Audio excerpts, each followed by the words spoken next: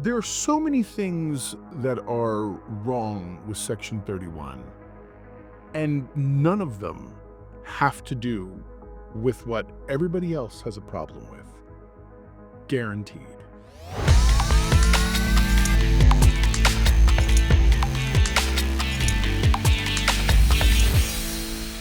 Section 31 is the brand new Star Trek movie from Paramount Plus. It went straight to the streaming service. It stars Michelle Yeoh as Philippa Georgiou, the character that was created and introduced to us in Discovery, Omari Hardwick as Alok Sahar, Sam Richardson as Quasi, Casey Roll as Rachel Garrett, Sven Rygrok as Fuzz, Robert Kaczynski as Zeph rather, and a slew of other characters who are either forgettable or you won't really care about. What's up, my know-it-alls? Welcome back to Mr. Know-It-All Reviews. And of course, the first thing we're going to review is Section 31. I was away this weekend, didn't have a chance to review it right immediately when it dropped, but now I'm back. And by the way, welcome to the new set. You will see a wider version of this when Mrs. Know-It-All is on the show, and we share ultimately the space together. But for right now, you can one-on-one. So, Section 31. First and foremost, I'm a Star Trek fan. Star Trek's my fandom, always has been my fandom. It's one of the things that I love the most about doing what I do and reviewing things is being able to talk about the things I love.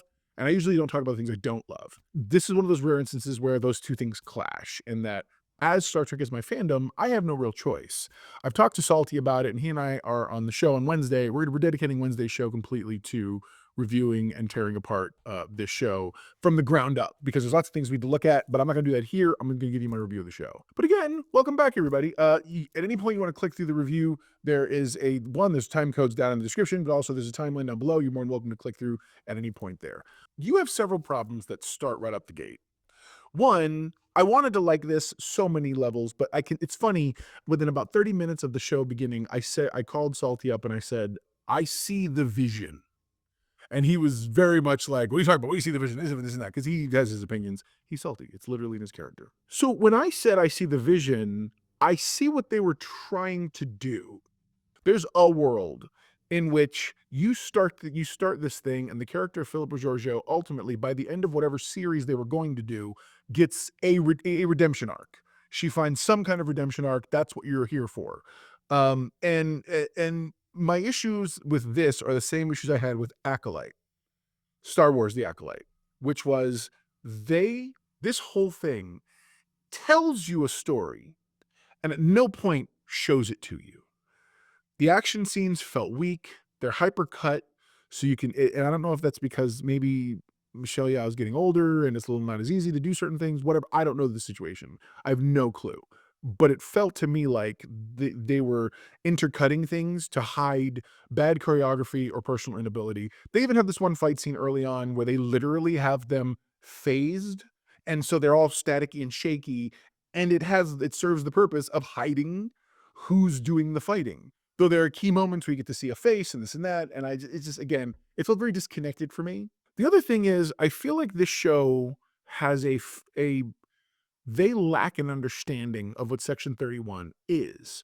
Now, by that, I just mean we have two very good appearances. We have our original appearances in Deep Space Nine, where we meet the character of Sloan, and he shows up every now and again, gives Bashir some little mission to do, and then moves on with life and is gone. And then we got to see the somewhat origins-ish of Section 31 in Enterprise. And that was handled somewhat, I thought, well, even though I wasn't a big fan of the show.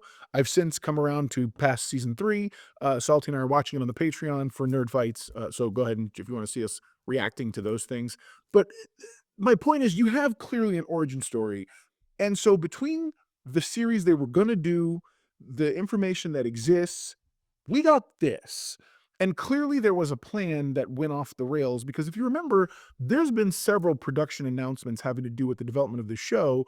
And at the end of the day, it wasn't until right after Michelle Yeoh got her Oscar win for Everything Everywhere All at Once. Yeah. Then all of a sudden they kicked this thing into high gear. This was originally planned to be a series. Then, at some point, it got shifted into being either a miniseries or a movie or a series of movies, whatever. From the word go, in the very opening credits, spoilers, by the way, if you haven't watched it, you need to watch it. You get a voiceover. Clearly, I immediately checked that it was Jamie Lee Curtis who does the voice. You find out later, you see a hologram of her. She's their person who's giving them the orders. And she's their version of, I suppose, a Sloane, if you will.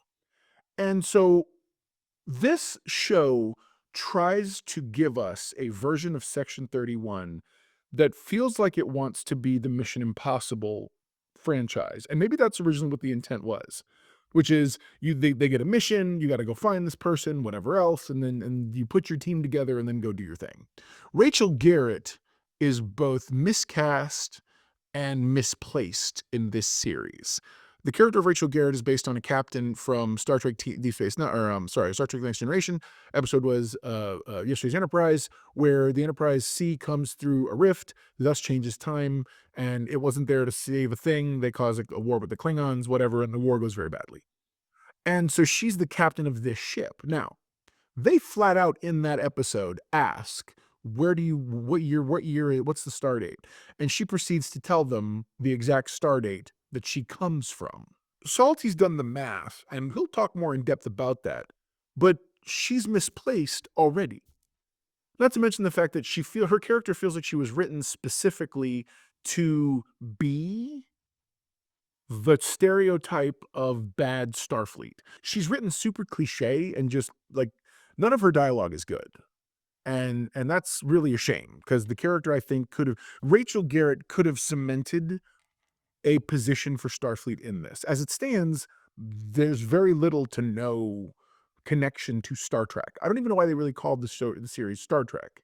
They purposely go out of their way to set this way out into another, like the far reaches, very far, far, far away, if you will, from Federation space. So now they don't have to follow any rules. Like, I don't know if they hadn't added the star date, I would have no clue where this series takes place in time.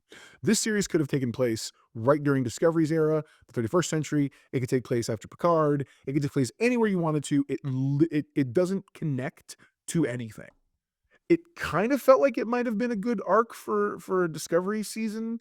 But ultimately you can see the seams, like I was saying before, where like they even have mission titles breaking up throughout the episode or the movie. See, it doesn't feel like an episode throughout the movie that clearly outline, oh, this is where this is going and this is where this is. You can see like those, I bet, were the episode titles.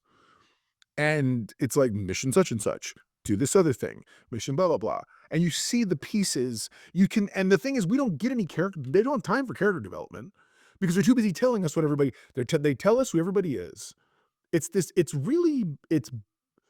Everyone keeps trying to compare it to Guardians of the Galaxy Online. I don't see that. This is more Suicide Squad and a really bad discount Guardians of the Galaxy, maybe.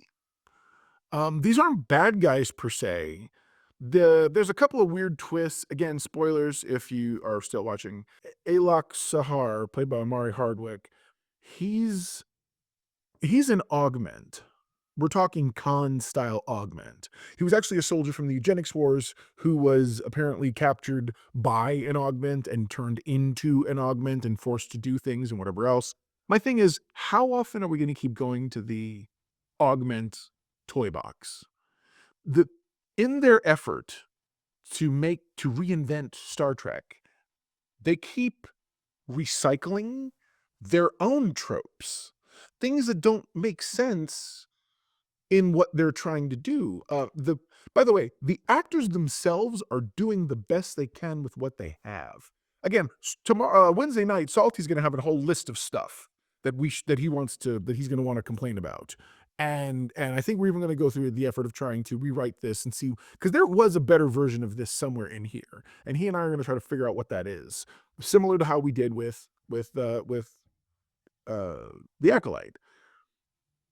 As it stands, is this Star Trek? No, it isn't. Not because the people say it is, and therefore it is. Look, I appreciate the fact that people worked on it. I appreciate people put their time and effort into it. I appreciate this was one of those few projects that was able to be done through the pandemic. one of the guys who I love to watch, Jowin, he was assistant to the head writer or something or other. He worked on the show, and I think I love that. It's all commendable. It's not a good show. Hell, I can't stop calling it show. Nothing about this feels like a movie. I could never see this on a big screen. It wasn't filmed to be a movie. It was filmed like they go to the same Canadian quarry they shoot everything when it comes to Star Trek Discovery or any of the modern Star Treks. It's not, again, there's nothing super hyper unique about any of the characters. In fact, the characters aren't even done very well. You have a shapeshifter, a Kamaloid, call back to Star Trek 6, and there's nothing Kamaloidy about them. They change shape maybe twice that I can remember. Yeah, twice. Once was in an example of a thing and became Giorgio, and the other one was toward the end looking like dude, looking like the guy, Hardwick's character. And none of the characters are memorable. There's a couple of dumb things, and again, I don't even get to the stuff that Salty doesn't like. New Trek, old Trek, I don't even get there because it's just bad storytelling. So, I don't know. There you go. Now you know. And if knowing half the battle, you're halfway to being a know-it-all yourself. What is the know-it-all index for this? I'm afraid my first movie review back is it's kind of sad. Section 31, this is getting a 4 out of 10 from me.